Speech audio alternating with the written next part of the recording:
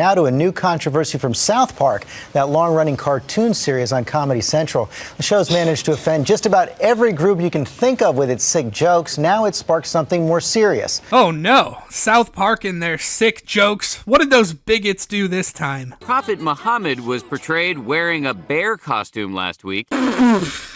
In 2010, South Park was reaching a very big milestone, 200 episodes. It's our 200th episode. We're going to do the most self-indulgent kind of episode there is. It's going to be, the episode is about the show, about its biggest controversies, its biggest kind of moments. Arguably their biggest controversy comes from the two-parter Cartoon Wars. Matt and Trey were not going to leave this one out. I've covered these episodes before on my channel, so I'll keep this part brief. Back in 2006, Matt and Trey wanted to show the Muslim prophet Muhammad uncensored. This was in response to rising censorship and threats of violence for depicting Muhammad in cartoons, most famously in Denmark, which sparked outrage and riots across the world. Despite fighting the network to show Muhammad uncensored, Comedy Central ended up chickening out, and Matt and Trey were pretty pissed about it. So 4 years later, they decided it was time to try again. These guys have balls the size of Randy's in the medicinal fried chicken episode. Unfortunately for them, after episode 200 aired, not only did they face backlash, but this time they were also threatened by a radical extremist group. So did Matt and Trey finally decide to chill out? Were they intimidated by this threat? Of course not. They doubled down. They responded by delivering one of the most powerful messages in television history about free speech, extremism, and fear. You see, I learned something today. Only for Comedy Central to bitch out yet again. Don't worry, because you have me, and I know what the uncensored version says, which we'll talk about later in this video. But yeah, the point is, these guys were genuinely willing to be targets of a terrorist organization to fight for free speech. If that's not aura, I don't know what is. Episode 201 only aired a singular time on television. The UK and Australia decided to not air the episode at all. Thankfully, the original season 14 DVDs still have these episodes available, which has allowed them to surface online throughout the years. You should still buy a copy of this though, there's a finite amount. This is like South Park's version of a first edition Charizard. If you collect anything related to South Park, you should have this. Not only is it the biggest fight for free speech in television history, it also has quite possibly the biggest reveal in South Park's entire run, which of course is the identity of Eric Cartman's father. Something people were asking for a decade plus before this episode finally released. The fact you can't even find out the biggest lore drop in South Park's history without pirating these episodes or having an original copy is a goddamn tragedy. If you enjoy South Park content paired with an absolutely terrible upload schedule, make sure you're subscribed. With that being said, let's break down episodes 200 and 201.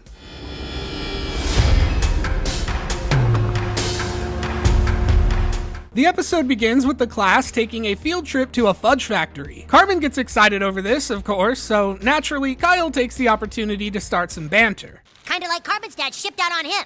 I have a dad, butthole. My mom is my dad. This is a reference to the storyline from seasons 1 and 2 where South Park was building up the reveal of Cartman's father. After trolling the fan base and sending everyone into a collective psychosis by refusing to reveal who his dad was, they instead told us that his mom is a hermaphrodite. Dude, you're a big fat ass and your mom's a hermaphrodite. Butters notices that one of the workers looks familiar. Hey guys, check it out. Tom Cruise is a fudge packer. Tom Cruise denies these defamatory allegations, but it's clear as day that he is indeed packing fudge. Hey, is that fudge packer Tom Cruise? So this joke probably doesn't need to be explained considering the Scientology episode is one of South Park's most popular episodes, but basically Matt and Trey were told by their lawyers that they can't straight up call Tom Cruise gay, so they found ways to imply it over the years. Of course, Tom Cruise responds in the only way he knows how by threatening to sue everyone who speaks out against him. After this humiliation, Tom holds a meeting with a bunch of celebrities who have also fallen victim to the town of South Park. In this scene, we see some old friends. An all-star lineup of South Park lore. I'm talking professional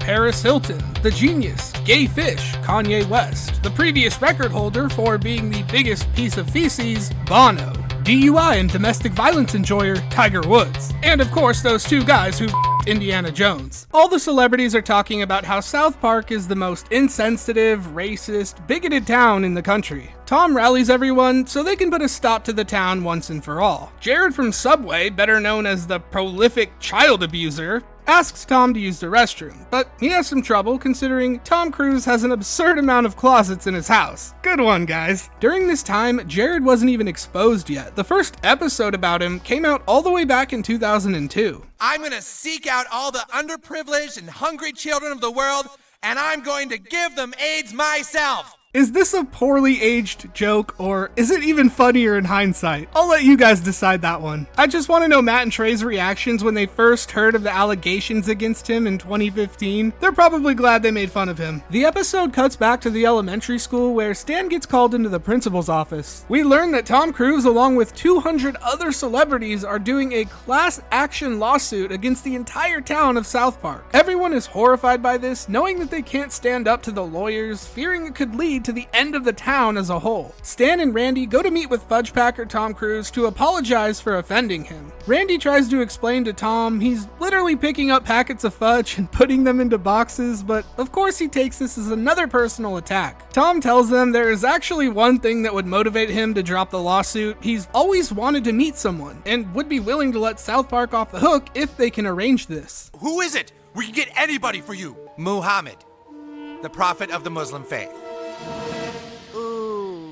One of my favorite things about this show is their ability to satirize themselves, using meta jokes like this that call back their own controversies, but in a way that it still makes sense in the South Park universe. They're obviously aware that making this episode could reignite the controversy, but the way they use Stan, who's already familiar with everything that happened during the Cartoon Wars episodes, as a stand-in for themselves works incredibly well. I don't know of many other shows that can pull off this kind of self-aware writing while still being genuinely funny. The next scene shows the town having a meeting. Randy lets everyone know that if they want the lawsuit dropped, all they have to do is get the Muslim prophet Muhammad. Piece of cake, right? If Muhammad appears in South Park, we get bombed. Steven suggests that maybe enough time has passed. Maybe it's okay to show Muhammad now. Yeah, if you couldn't already tell, this scene is basically just one big meta joke of South Park's history of being censored due to Muhammad, and if you think they sound bitter about it, well, it's because they are. Yates adds that it would be impossible to even find Muhammad because of the censorship. Nobody even knows what he looks like. I saw him once. Stan tells the town about his previous encounter with Muhammad, which is referencing the episode Super Best Friends. Oh, and what? And he was just out in the open where everyone could see him and nobody got bombed? No, dude, it was totally fine. Stan is right, it was totally fine. Super Best Friends came out all the way back in July of 2001. And yeah, the episode featured Muhammad uncensored. No controversy, no death threats, no religious protests. The episode had thousands of reruns. Muhammad was even put in one of the intros for an entire season. All of a sudden, it was no longer okay, and this pissed off Trey Parker very much. Now, why would showing Muhammad in a cartoon suddenly become a big deal after years of it being ignored? I don't know, I can't really think of anything that happened after July of 2001. Oh, that's right. Okay, obviously 9/11 is not the direct reason for the Muhammad cartoon controversy. Depicting Muhammad in cartoons has always been seen as blasphemous, but 9/11 did create the geopolitical climate that enabled it. So Randy tells the town that he thinks it will be possible to find Muhammad, and he's even drawn a sketch as to what he might look like. No, don't! This is probably my favorite joke of episode 200. They're just rage-baiting extremists at this point. It cuts back to Tom Cruise's house where the celebrities ask him why he's considering to drop the lawsuit just to see Muhammad. Muhammad has a power that makes him impervious to being made fun of. What if we could harness that power? Tom starts asking them how it would feel if nobody could ever criticize them again. The celebrities agree that that would be amazing. Out of nowhere, Cartman shows up to the meeting. He claims he's just an escort for another celebrity. A nice little callback to the season 7 episode, Fat Butt and Pancake Head. We of course know the real identity of Jennifer Lopez. I am not Jennifer Lopez. I am Mitch Connor. The next scene cuts to an intro of the Super Best Friends, the superhero team made up of the leaders of the world's biggest religions and seamen. It's not seaman, it's Seaman! Stan and Kyle have come to let them know about their situation. They ask if Muhammad can come with them to South Park to save the town. The Super Best Friends tell Stan and Kyle they simply can't risk violence by allowing Muhammad to show his face. Kyle tries to compromise by asking them if they can just disguise Muhammad. Joseph Smith tells them that people get very offended when Muhammad is mocked because he's a religious figure. Buddha, don't do coke in front of kids. One of the best lines in the episode, yeah, we can't mock religious figures. By the way, here's a Buddha ripping a line. Something Matt and Trey have always believed is that either everything is okay or nothing is. When it comes to mocking religion, South Park is quite possibly the biggest offender in television history. It's open season for Christianity, Buddhism, Mormonism, so why isn't it okay to mock Islam? Like, you can do whatever you want with Jesus, but because you're scared of them blowing you up, you can't make fun of the Muslims. yeah, you can't make fun of Muhammad. This shouldn't even have to be said, but you know there's some satirically challenged people out there. Matt and Trey aren't here waging war on Islam. A small, violent minority doesn't represent the religion as a whole. The focus of all the banned episodes has never been about Muslims or the religion itself. It's about free speech versus extremism. Most people understand that, but like I said before, I covered Cartoon Wars, and there was a few people in the comments who are Muslim that felt personally attacked by these episodes. You definitely shouldn't feel personally attacked unless you're an extremist. Well, in that case, go f yourself. Alright, let's get back to the episode. So, Kyle proposes an idea of bringing Muhammad to South Park in a U-Haul. They agree that it would probably be okay as long as there are no windows. It cuts to the celebrities where we see Tom Cruise has built a machine that would allow them to transfer Muhammad's power to themselves. Rob Reiner suddenly appears to tell everyone they just have to take Muhammad's goo. Any goo can be harvested from a person's body and easily placed into another. Rob Reiner became a target of early South Park satire for his activism in pushing for a tax on tobacco products. He's portrayed as an out-of-touch Hollywood elite who is disconnected from the working class. They also mock his hypocrisy where he preaches about the dangers of cigarettes despite being fat. Rob Reiner actually did a Reddit AMA 9 years ago where someone asked about the South Park episode. He said it was funny, but he's not quite that fat. Personally, I never cared for Rob Reiner, but the way he went out, I would not wish that on anybody. So during this meeting, Cartman finds out that the celebrities don't actually care about the lawsuit money, they just want Muhammad's power to not be made fun of. Cartman confronts Mitch Connor, expecting that this was all about them making money, and Mitch tells him that Muhammad's goo will go for $50 million on the black market. So for now, Eric decides to trust him. It cuts to the town where we see for the first time Muhammad is being revealed in South Park. They of course thank him for coming. Welcome.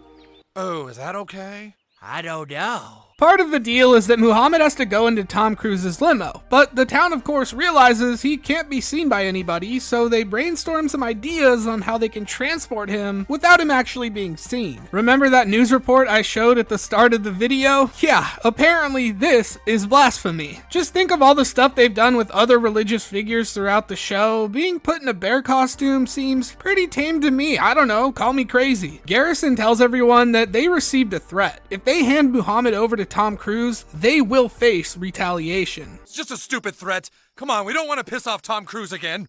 The threat exposes the celebrity's plan, and these extremists demand that Muhammad is to be given to them instead. What kind of extremists are these? You won't believe it. Soon gingers will never be made fun of again! The biggest plot twist ever. Everyone was expecting something else, let's be real here. So yeah, of course the gingers want Muhammad's power, especially in the South Park universe. They've had it pretty rough. And as we know from the Ginger Kids episode, they are quite scary once organized and pissed off. I just love how many old episodes they're able to reference in one singular storyline. This is the pinnacle of South Park writing here. Meanwhile, Cartman threatens to abandon his plan with Mitch. As Cartman says he's done, Mitch reveals that he knows something about Eric's father. Cartman explains that he knows his mom is a hermaphrodite, but Mitch tells him that the town sold him that lie. So the next scene shows the town struggling with what to do about the gingers. So the mayor decides that to stop the violence, Muhammad must be handed over to them. Suddenly, Tom Cruise calls them and demands to know where Muhammad is, and they tell him about the gingers. Gingers?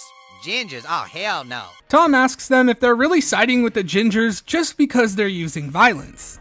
Well, yeah. This causes Tom to go full megalomaniac and decides that they need to start getting violent as well. The celebrities worry that if they're seen getting violent, all of their careers will be over. Rob Reiner suggests that if they really need to get violent, they should just let her do it. Her who?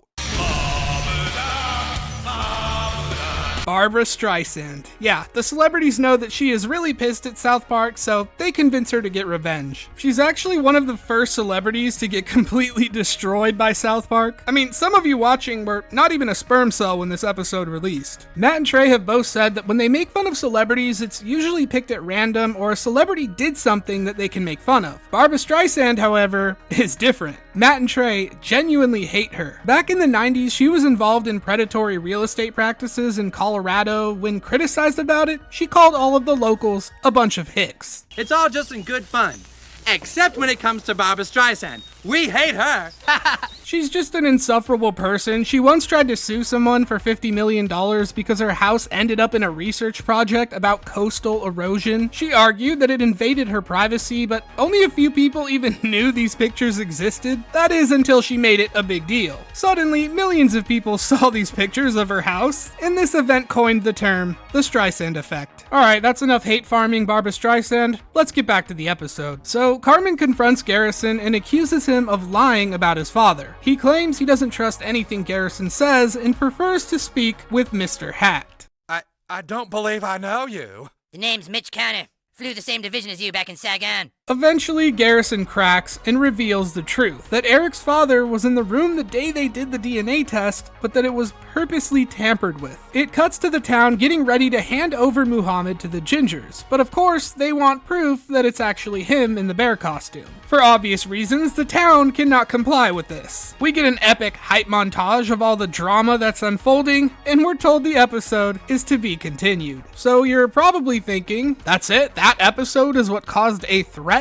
against South Park? Yeah, pretty much. It's ridiculous and ironic considering what the episode is about. Let's talk about the threat and what was actually said. It came from a group named Revolution Muslim based out of New York City. It was an extremist group with pan-Islamic views. They did most of their propaganda online through blogs and websites. They praised Al-Qaeda, justified using violence, hated other Muslims who preferred peaceful activism. You get the point. The post about South Park was written by Zachary Adam Chesser, and it said the following: "We have to warn Matt and Trey that what they are doing is stupid and they will probably wind up like Theo Van Gogh for airing this episode." For context, Theo Van Gogh was a Dutch film director who criticized the treatment of women in Islam. He was killed in a targeted attack in November of 2004. They also included a gruesome picture of him. The post follows with, "This is not a threat, but a warning of the reality of what will likely happen to Matt and Trey." Now, maybe there are some lawyers out there who could argue that this was not a real threat, except for the fact that the website proceeded to post the addresses of Comedy Central's corporate headquarters, South Park's production studio in Los Angeles, and details about a property that Matt Stone and Trey Parker owned at the time. And it wasn't just this post that the FBI used. They tracked his entire digital footprint that exposed he used multiple different platforms like Twitter and YouTube, where he was encouraging acts of violence and helping other extremists pinpoint locations of people who spoke out against Islam or Muhammad. Mind you, this is all because South Park showed Muhammad in a bear costume. As if this story isn't bizarre enough, the man who made this post grew up as a typical suburban white American teenager in North Virginia. He lived a normal life up until he turned 18, where he became fascinated in Islam. He spent all of his free time in online echo chambers that eventually radicalized him. He attempted to fly to Somalia to join a militant group, but by this point he was put on the no-fly list. He was intercepted by federal agents and eventually brought to trial. On October 20th of 2010, Chesser pleaded guilty to 3 felonies: communicating threats to Parker and Stone, soliciting violent jihadists to desensitize law enforcement, and attempting to provide material support to a designated foreign terrorist organization, which got him a 25-year sentence. Both of the co-founders of the original website faced prison sentences as well. The controversy after episode 200 dropped was just absurd. You had major news outlets covering the story, widespread panic throughout Comedy Central. You would think that all of this would have convinced Matt and Trey to just move on, except no,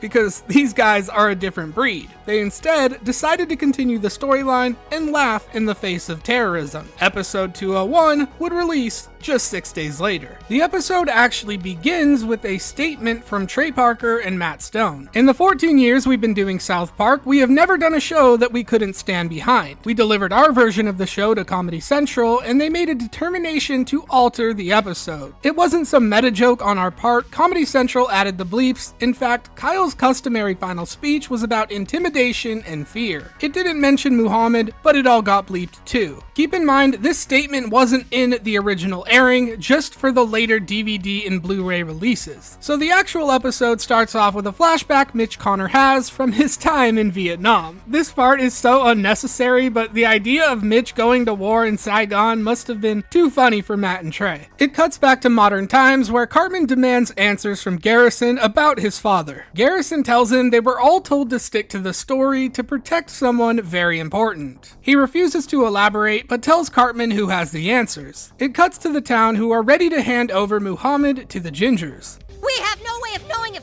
is really in there. The name Muhammad actually gets censored in this entire episode, so not only does Comedy Central refuse to show him, they are also now censoring his name. Randy makes the tough decision and tells Muhammad to step out of the costume. That isn't that's Santa Claus. This is probably the funniest thing Matt and Trey could have ever done. All of that controversy about the bear costume, and Muhammad's not even in there. So Stan and Kyle were responsible for this because they promised Jesus that Muhammad would never leave the U-Haul. Meanwhile, the super best friends are monitoring the situation. Jesus tells Buddha to stop ripping lines, and Buddha tells him to stop being judgmental because Jesus has a addiction. Remember guys, making fun of religious figures is not allowed. The super best friends receive an emergency help request and are told that the Casa Bonita is under attack. Who would have activated her again? I don't know, Seaman. They spring into action to save the town on their cool power cycles. Why is the fact that they're wearing helmets so funny to me? It cuts to an old friend, Mephisto, who is working on giving animals more asses. So many of these jokes wouldn't make sense unless you've seen the older episodes. I can't stress enough how episode 200 and 201 were for the fans. Suddenly there's a knock at the door and it's Mitch Connor in blackface. Mitch makes up a story to get inside and guilt trips Mephisto for not letting him in. Yeah, the old hasn't anything changed speech. Works on white people all the time. It cuts to Barbra Streisand, who is still wreaking havoc on the town. We see another old friend, Pip, who hasn't been seen in South Park for quite some time. When it comes to Pip, a lot of South Park fans love him, a lot hate him. Personally, I think he's a cute character that was a good early punching bag for South Park humor, but we can all agree Butters is superior. Imagine being a Pip fan, waiting multiple years for him to make a return, and then this happens. Unlucky, guys. Randy calls Tom Cruise and begs him to stop Barbra Streisand. Tom tells him that the only way he will call off the attack is if they bring him Muhammad. We finally get to see what Muhammad has been up to. Kenny has been protecting him while the town is under attack. You know, some people argue that the big censored bar makes the whole Muhammad thing funnier. I can see that, just not at the cost of free speech, in my opinion. The boys decide what they can do next to save the town. Kyle suddenly gets an idea from that time they had an elephant make love to a pig, referencing another classic season 1 episode. Basically, Kyle gets the idea to clone Muhammad so that both the Gingers and the celebrities can get what they want. We then see the super best friends arrive at the scene to take down Barbra Streisand. Look out! Barbra Streisand's using her toxic stink ray! Meanwhile, Cartman is confronting Mephisto about his father. Before he can give away any information, the boys show up with Muhammad. The boys tell Mephisto about the plan to clone him. Cartman demands more answers, and Stan and Kyle tell him that nothing is more important than what's going on with Muhammad right now. I guarantee you, people care way more about who my father is. This is such a great meta joke. The little pause and the way the boys are staring at the camera. Basically, this is Matt and Trey poking fun at the audience for caring so much about who Cartman's father is. Back in season 1, Matt and Trey genuinely thought leaving a cliffhanger and then returning with a Terrence and Phillip special was one of the funniest things they've ever done. Now they're calling us out because they're predicting more people will care about Cartman's dad than the entire Muhammad storyline. This is just some great self-aware writing yet again. The boys argue over what's more important, when suddenly another African-American man knocks on the door who appears to need help. Mephisto decides this time he's not falling for it. We don't live in the 60s anymore, you know. We have a black president. All right, jeez. So the Gingers finally get Muhammad. They realize for their plan to work, they actually need the celebrities so they can use the machine. So they all decide to come together. Meanwhile, the super best friends are struggling and ask Moses for more information on any weaknesses Barbra Streisand might have. He tells them that she absolutely cannot resist singing duets with Neil Diamond. So Jesus gives everyone a job to do to make this happen. Swallow cum. No way he just said that. We learn that the boys in Mephisto have been captured by the Gingers, and they're told the head Ginger has special plans for Cartman. Welcome to my chili con carnival. Oh yeah, referencing the most pivotal episode in South Park's history. Scott Tenorman must die. Surely most people watching this video have seen that episode, but if you need a quick reminder, Cartman was bullied by Scott, so he created a master plan. This ended in turning Scott's parents into chili and then feeding it to him. Basically the episode that solidified Cartman into what he is today. In the next scene, we see Krishna shapeshift into Neil Diamond and invites Barbra Streisand up on stage. She absolutely cannot resist singing the duet, and Barbra Streisand seems neutralized for now. Unfortunately, the celebrities have already met up with the Gingers, and Tom Cruise is transferring Muhammad's power to himself. I've done it! I've done it! Look at me! I'm not okay to make fun of anymore! As they fight over who goes next, the super best friends make their entrance. In the next scene, we see Scott's master plan unfolding. He has gathered everyone who was involved with covering up the truth about Cartman's father. They tell Cartman that they had to do it because they were protecting someone. Yes, protect who? Protect the Denver Broncos. Scott reveals that there was a right tackle for the Broncos who had an illegitimate child with his mother, and that everyone in the town covered it up to protect the Broncos' name. They were having a really good year. There couldn't be any distractions. You know, I looked this up just for fun, and in real life, the Broncos went 12-4 in the regular season that year, so what Garrison says here actually checks out. So Cartman realizes his father was a Denver Bronco, and Scott tells him that if he wants to meet him, he can't, ever. He then reveals that his own father played for the Denver Broncos as well. It's all starting to hit Cartman, and the truth is finally revealed. Jack Tenorman was your father. Which means Eric killed his own father and fed him to his half-brother. Come on guys, Quentin Tarantino couldn't even write a plot like this. This is absolute cinema. The fighting between the super best friends and the celebrities continues into the main room with everyone else. Kyle notices that Tom Cruise has semen on his back.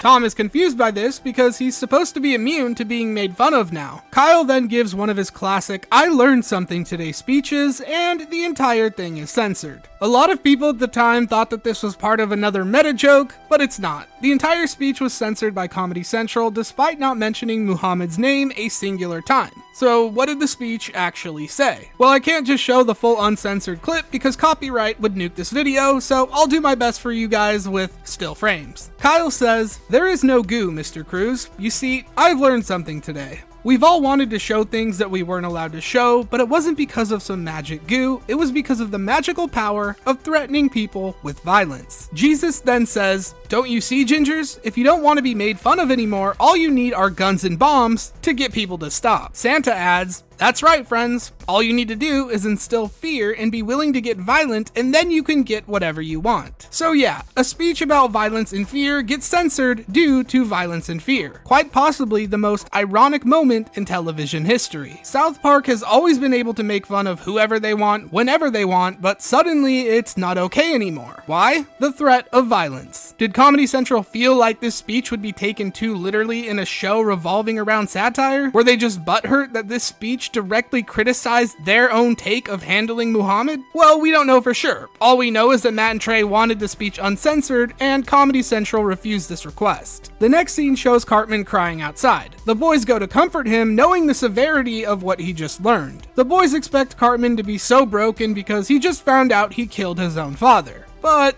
this is Eric Cartman. My dad was a ginger!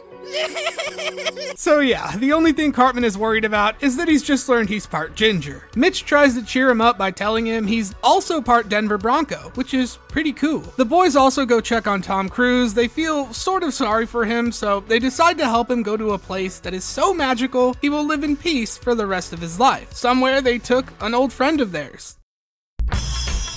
One of the greatest South Park storylines of all time. The fans seem to agree as well. Despite the controversy, both episodes are rated 8.8 on IMDb. There was a survey after episode 201 aired that showed 71% of people disagreed with Comedy Central's decision to censor the episode. Yet these episodes are still banned today, along with the 3 others that mention Muhammad. So Matt and Trey always do commentary after a season to talk about each episode. Let's listen in to what they had to say about episode 200 and 201.